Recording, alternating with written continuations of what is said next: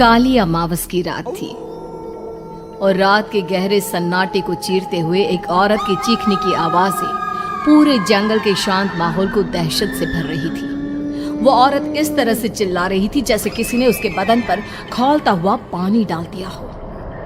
रात को अपने खेतों में पानी देने के लिए आया हुआ हरिया किसान अभी तक इन आवाजों को सुन नहीं पाया था, क्योंकि उसके बेटे किशन ने उसे नया नया मोबाइल फोन जो लाकर दिया था शहर से, और बस उसी मोबाइल फोन में ईयरफोन लगाकर वो कोई पुराना गाना सुनने में मग्न था। लेकिन जैसे ही गाना खत्म हुआ, उस औरत की चीखने की आवाज हरिया किसान के कानों से टकराई।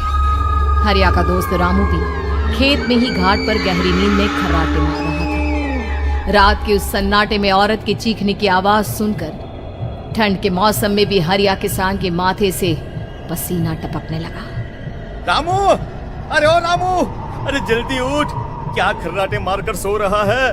अरे इतनी रात को ये जंगल में कौन औरत चीख रही है? पूरी तरह से चीख रही है। अरे क्या हुआ?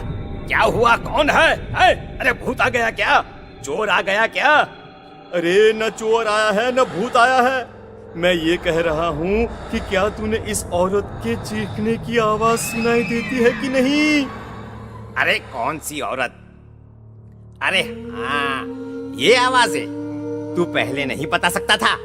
पता नहीं कौन चुड़ैल जंगल में नाच रही है। हम घर चले जाते हैं। देखता नहीं, मैंने तो कानों में ये लगा रखा था। वो किशन ने लाके दिया ना शहर से, गाने सुन रहा था मैं। अरे लेकिन भाई, मुझे बहुत डर लग रहा है। क्या करे? अरे करना क्या है, भागो यहाँ से। भगवान जाने कौन है और क्यों इतना चीख रही है। और उस औरत के चीखने की आवाजें और ज्यादा तेज होने लगी है। हरिया और रामू के पैर डर के मारे कांप रहे थे। डर की वजह से ना वो वहां पर रुक पा रहे थे और ना ही अपनी जगह से आगे बढ़ पा रहे थे। तभी अचानक से सन्नाटा छा गया। सही मौका है, हमें यहाँ से निकल लेना चाहिए भैया। रामू और हरिया अपना गमछा उठाकर दबे पैरों जंगल के रास्ते से गांव की तरफ चलने लगे। गांव की ओर जाने वाला ये एक ही रास्ता था और आवाज भी उसी तरफ से आ रही थी। लेकिन अभी 2 मिनट पहले वो आवाज पूरी तरह बंद हो चुकी थी और जंगल में पहले जैसा सन्नाटा पसर चुका था। तभी अचानक से पेड़ों में किसी के चलने की सरसराहट रामू और हरिया को सुनाई दी। क्या तुमने कोई आवाज सुनी? हाँ यार, ऐसा लग रहा है कोई इस तरफ ही आ रहा है। और तभी अचानक सामने पेड़ से एक साया रामू और हरिया के सामने उल्टा आकर लटक गया। ये देखकर रामू और हरिया की चीख निकल गई। वो दोनों डर के मारे बेहोश हो गए। वो साया जमीन पर आकर खड़ा हुआ। उसने रामू और हरिया के बालों को पकड़कर खींचना शुरू कर दिया। अब तुम गांव वालों में से कोई जिंदा नहीं बचेगा। मैं तुम सबको ले जाकर उस गड्ढे के नीचे दफन कर दूंगी। सबकी जान ले लूंगी, मैं किसी को नहीं छोड़ूंगी। अगली सुबह रामू की पत्नी कमला हरिया के घर आई और उसने हरिया की पत्नी सुमन से अपने पति के बारे में पूछा। सुमन, कल रात को ये तुम्हारे ही पति के साथ गए थे खेत पर, अभी तक लौट कर नहीं आए हैं। हाँ बहन, मैं भी वही सोचकर परेशान हूँ। मेरे पति भी अभी तक खेत से लौट कर नहीं आए। भगवान जाने क्या बात है, दोपहर होने आई है। अब तक तो उन दोनों को लौट कर आ जाना चाहिए था। क्या करे, कैसे पता करे कि वो दोनों कहाँ हैं? मेरा बेटा भी शहर गया हुआ है, वरना उसी को भेज देते खेत पर। बहन, मुझे लगता है कि हम दोनों को वहाँ जाकर अपने पतियों को ढूंढना चाहिए।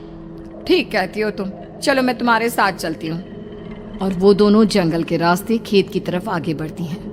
वहां जाकर देखती है कि हरिया और रामू आग जलाकर आग के ऊपर कुछ पकाकर खा रहे थे। आप यहाँ पार्टी बना रहे हैं और वहाँ घर पर हमारी जान सुखी जा रही थी कि कहीं कुछ हो तो नहीं गया? मुझे कुछ नहीं हो सकता। मैं कभी नहीं मर सकता, समझे तो? अरे तबीयत तो ठीक है, ये किस तरह की आवाज में बात कर रहे हैं आप? कुछ हुआ है क्या? कुछ नहीं हुआ, बस जोरों की भूख लग रही थी, इसलिए खाना बनाकर खा रहे थे। अच्छा, इतनी बदबू आ रही है, ऐसा क्या बनाकर खा रहे हैं आप? जरा हमें भी तो बताइए। अरे भाभी, क्यों परेशान हो रही हैं? मांस पकाकर खा रहे हैं। एक जंगली जानवर कल रात को खेत में आ गया था। हम दोनों ने उसे मार दिया और बस उसी का मांस पक रहा है। आप भी खाइए ना, बहुत बहुत ही स्वादिष्ट है। दिमाग खराब हो गया है क्या आप दोनों का? आप दोनों मांस कब से खाने लगे, और वो भी जंगली जानवर का? चलिए अभी कभी घर चलिए। चलेंगे चलेंगे, लेकिन पहले ये मांस तो खत्म कर ले। कुछ देर बाद रामू और हरिया कमला और सुमन के पीछे पीछे गांव की तरफ चल देते हैं। रामू और हरिया की आंखें पहले जैसी नहीं रही थी, उनमें कुछ बदल गया था। रामू अपनी पत्नी कमला के साथ घर चला जाता है और हरिया अपने घर आ जाता है। देखिए, आपने जो कुछ भी किया मैं उसके लिए आपको माफ़ कर देती हूँ, लेकिन आज के बाद ये रामू के साथ जाकर मांस पकाकर खाया ना, तो इस घर में घुसने नहीं दूंगी आपको।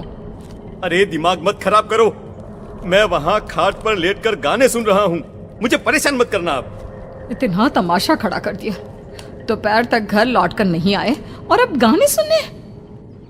लेकिन हरिया घर के बाहर आंगन में जाकर चुपचाप लेट गया और गाने सुनने लगा। गाने सुनते सुनते हरिया को नींद आ गई। सुमन ने उसके कान से ईयर प्लग हटाया और अपने आप से कहा, जरा मैं भी तो सुनकर देखूं, ऐसे कौन से गाने सुनते हैं। उधर मोबाइल में एक अजीब सा गाना बजने लगा।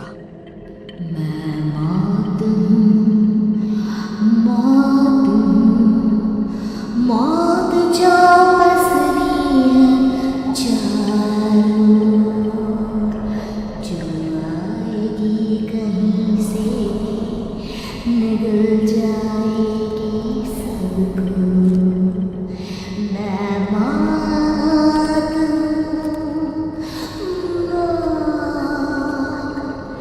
अब मैं छोड़ूंगी नहीं किसी को।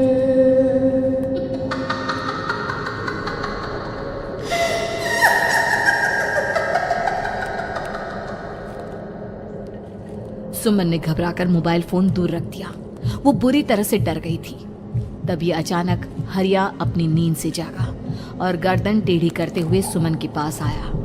क्या क्या कर रही थी? गाने सुन रही थी?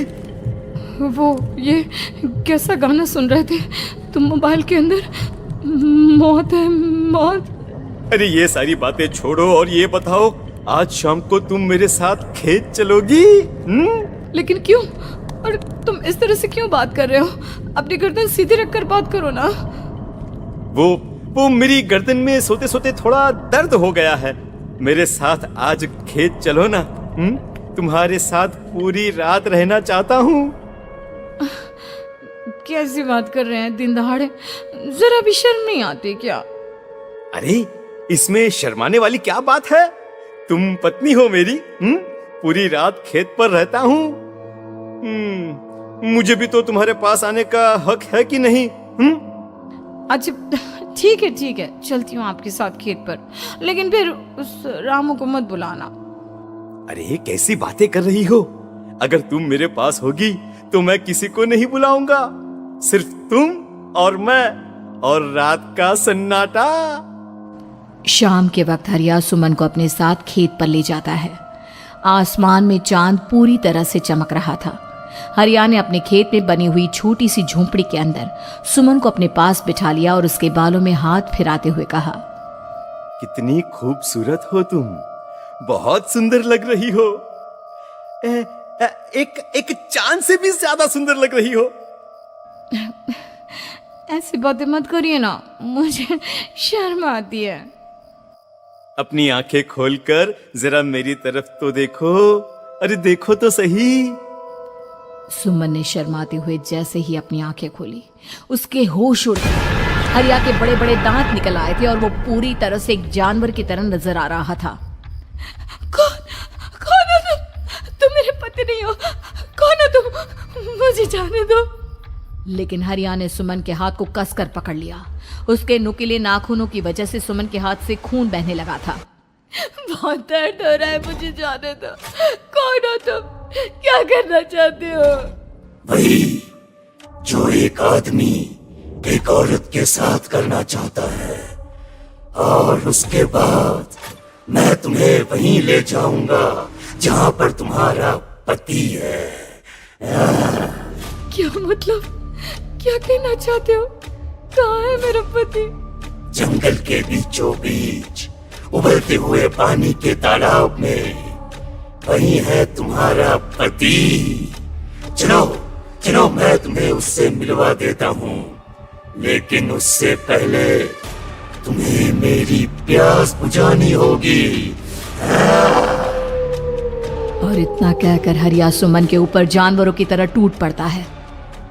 आखिर कौन था वो जानवर, और क्या सुमन उसके शिकंजे से बचकर निकल पाई? जानने के लिए देखिए इस कहानी का अगला भाग।